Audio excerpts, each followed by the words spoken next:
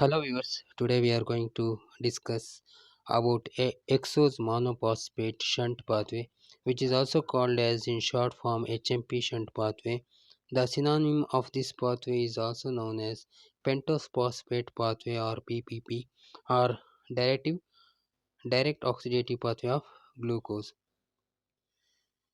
The HMP pathway is the pathway which is alternative for oxidation of glucose, and about 1% of glucose enters this pathway and helpful in the production of exose and pentose sugars, which are useful in other biochemical processes. The HMP shunt pathway or pentose phosphate pathway, as the name indicates, exose means 6 sugars, which usually begins with the pathway, and pentose phosphate, where you can get pentose sugars with phosphate later. So, X6 carbon with the phosphate, exose monophosphate, and pentose phosphate, 5 carbon with phosphate molecules can be seen in this pathway. This pathway takes place in mainly liver, RBC, adrenal cortex, testis, and memory glands. So, in these organs, you can see the occurrence of HMP pathway. The intracellular site of these tissue cells, the HMP pathway occurs in cytosol region of these cells. Now, the starting compound of this HMP shunt pathway is glucose 6 phosphate. Glucose is a 6 carbon atom, hence it is called as exose, and one phosphate is there which is attached to the sixth carbon, so monophosphate. So exose monophosphate, 6 carbon glucose with a phosphate at the sixth carbon, hence exose monophosphate. Reaction pathway, HMP pathway takes place in two phases. One is called as oxidative phase and another one is called as non-oxidative phase. In the oxidative phase, the name itself indicates the removal of hydrogen takes place and performing oxidation process.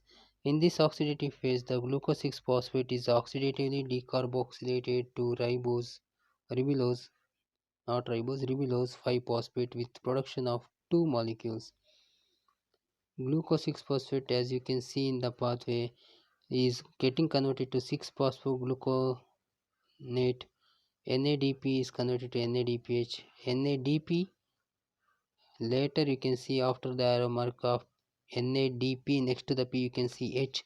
That means from glucose 6 phosphate hydrogen has been removed with the help of glucose 6 phosphate dehydrogenase. Hence this is a oxidative phase where hydrogen has been removed, and this 6 phosphogluconate is converted to ribulose 5 phosphate by conversion of NADP to NADPH plus H plus. Here also the hydrogen has been removed and the reaction is taking place with the help of 6-phosphogluconate dehydrogenase. The previous name of the compound is kept next before the enzyme. You can see in the first reaction glucose 6-phosphate dehydrogenase. Dehydrogenase means hydrogen has been removed. The previous compound name is glucose 6-phosphate, hence the name is added to the enzyme. And in the steps number 2, it is also dehydrogenase where hydrogen has been removed, and in that previous compound name is 6-phosphogluconate, hence that name is kept along with the enzyme. So this is how the glucose 6 phosphate is converted to ribulose 5 phosphate in the oxidative phase where hydrogen has been removed and it is taken up by NADP converted to NADPH. And in the second process you can see carbon dioxide also removed, decarboxylation. Now the non-oxidative phase, whatever the ribulose 5 phosphate you got, that will undergo further reactions and resulting in the production of pentose sugars and other type of derived sugars. Non-oxidative phase, 3 molecules of ribulose 5 phosphate are rearranged to form 2 molecules of fructose 6 phosphate and a molecule of glycerol 3 phosphate. These molecules then enter glycolysis. So in this, if you see in the beginning, you can see 3 ribulose 5 phosphate. Consider if you are having 3 glucose 6 phosphate, all the 3 are converted to ribulose 5-phosphate as just now explained in the oxidative phase. So you are having glucose 6-phosphate 3, from that you got 3 ribulose 5-phosphate. So let us see how they are going to combine together and perform reaction. Ribulose 5-phosphate of first molecule and second molecule of ribulose 5-phosphate combine together, then you can see 5 plus 5 is 10. So ribulose 5-phosphate is converted to xylulose, or, and another ribulose 5-phosphate is converted to ribose. So second ribulose is converted to ribose. So ribulose in the first one is converted to xylulose with the help of apomerase. So we got xylulose 5-phosphate, and the ribulose 5-phosphate get converted to ribose 5-phosphate with the help of isomerase. This xylulose 5-phosphate and ribulose 5-phosphate combine together 10 carbon atom molecule. Now that is converted to ZiO 7-phosphate and glycerol 3-phosphate. So xylulose 5 and ribulose 5, 10 you got. From that you got one 7 carbon compound ZiO. In 10 you got 7 carbon ZiO means remaining is 3. So next to this you can see glycerol 3-phosphate. So 7 plus 3 is a 10 carbon atom molecule, and that is split into 7 plus 3. So trans-ketolase is the enzyme which performs this reaction. So sedaptylose 7-phosphate and glycerol 3-phosphate, 7 plus 3 is 10. Again it is going to split into fructose 6-phosphate and erythrose 4-phosphate. 6 plus 4 is 10. That means it is equivalent to the above number of carbon atom. It takes place with the help of trans-aldolase enzyme. The erythrose 4-phosphate helps in the production of erythrocytes or RBC. So this erythrose 4-phosphate is going to combine with the xylulose 5-phosphate obtained from the third molecule of ribulose 5-phosphate. So 5 xylulose 5-phosphate. So xylulose is a 5 carbon. You can see the aromor combining with erythrose 4-phosphate. 5 plus 4 is 9. That is going to get converted into 6 plus 3, that is also 9. 6 carbon compound is fructose 6-phosphate and 3 carbon compound is glycerol 3-phosphate. This takes place with the help of trans-ketolase enzyme. So you can see here the two molecules are combining and again splitting to form different types of molecules. This what is the importance of this pathway? You can get several important compounds like xylulose 5-phosphate, ribose 5-phosphate. The ribose 5-phosphate is involved in the formation of RNA, and if it is deoxygenated you will get a deoxyribose. Fructose 6-phosphate is also very important compound. Erythrose 4-phosphate helpful in the production of erythrocytes. So these compounds which are produced in the HMP pathway are of various beneficial function in our body. This is about non-oxidative phase of HMP pathway. In this pathway you cannot see any NADP or NADPH, hence there is no hydrogen removal taking place, hence this is a non-oxidative phase.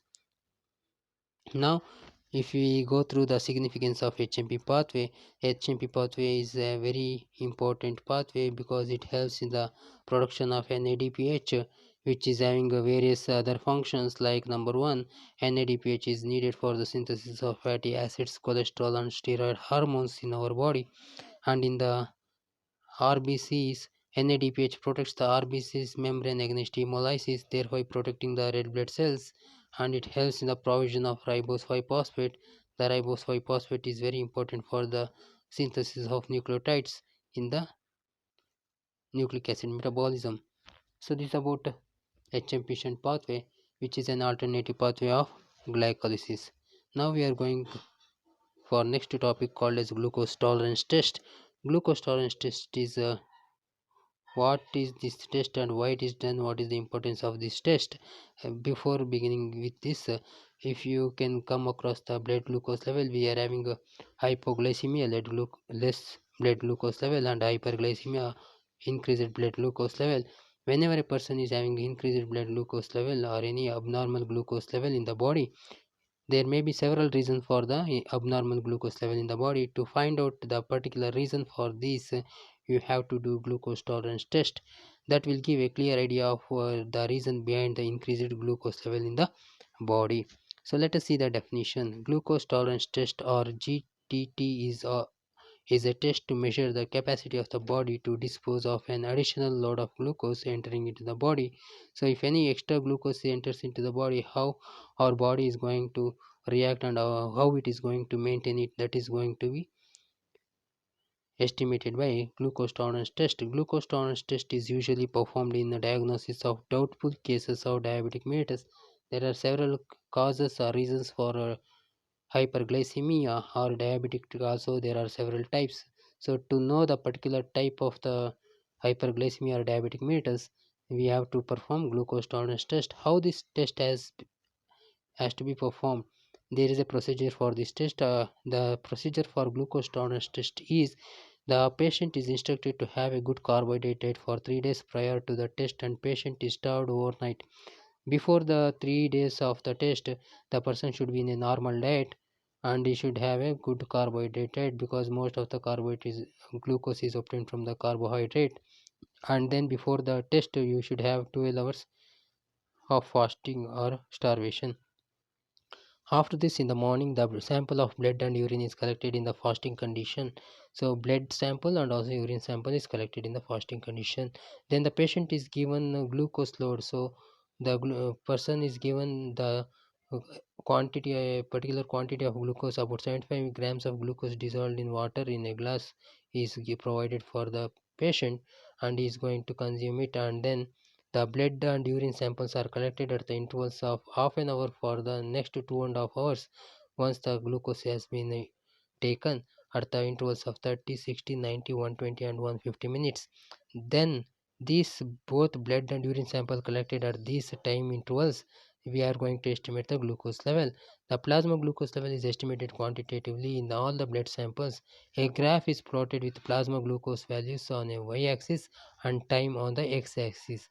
So what time you have taken the samples, that is on the x-axis, and the values that is obtained from the that samples glucose level is plotted on the y-axis. These, along with this blood, the urine samples are also tested for sugar by Benedict test to see the presence or absence of glucose. Next, if you done this test and plot the graph, and if you get these values, then the values will tell you the reason for cause for hyperglycemia. Response: normal glucose tolerance test. The fasting plasma glucose level will be less than 110 mg per deciliter, whereas the postprandial, after the food, the normal GTT will be less than 140 mg per percent. So whereas in diabetic patient, in the fasting itself, you can see the glucose level more than 126 mg percent or mg per deciliter, whereas if after introduction of glucose, the value will go more than 200 mg percent. This will gives an idea the initial itself fasting having more glucose level, and also after glucose uh, is subjected, it also increases. Impaired glucose tolerance, where you can have glucose at fasting level 122 110 to 126, whereas in the postprandial 140 to 200 mg percent. So this is about impaired glucose tolerance test, where the glucose is not properly regulated in the body. So these values that is obtained from the graph, and also quantitative estimation in the blood and in the urine samples, that gives an idea about normal GTT and diabetic GTT. The importance of GTT. GTT has a great value in investigation of mild diabetic and symptomless glycosuria. So sometimes there may be symptomless glycosuria taking place, even though there is no symptom of loss of glucose. The glucose may be present in the urine, and in the mild diabetic mellitus, that will give an indication of glucose related disorders. Then you can take required treatment or therapy to regulate this glucose level.